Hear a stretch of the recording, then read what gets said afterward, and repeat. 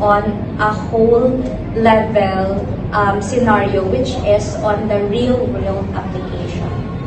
And then what else? Someone mentioned social interaction. Have them interact.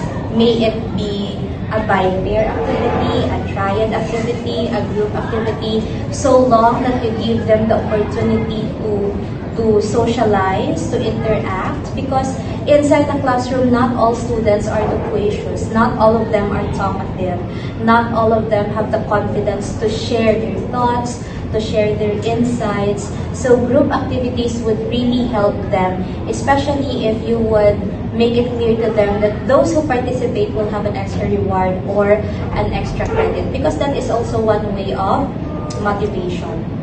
Stimulus response.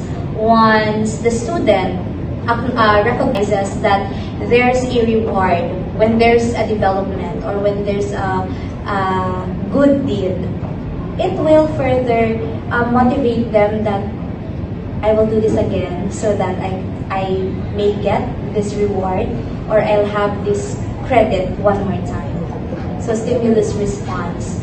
Whatever the good things that they have done inside the classroom, recognize them, acknowledge them, give them the positive feedback that they need, because students need to feel that they are valued inside the classroom. So that is stimulus response. So, well, I think every little ways that the teacher does inside the classroom would connect to this language development, especially now that due to the pandemic, the language acquisition or the language competency of the students decrease.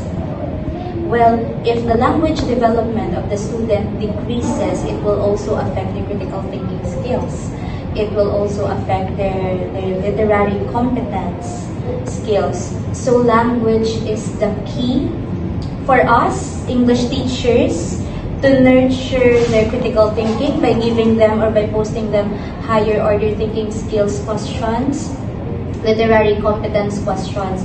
So we are one of the frontliners for students to develop their language development, and everything we do inside the classroom will always matter, regardless how small or big it is. It will always have an impact to our students. So that would be all. Thank you so much. Thank you so much. I hope that you have learned something from what I shared.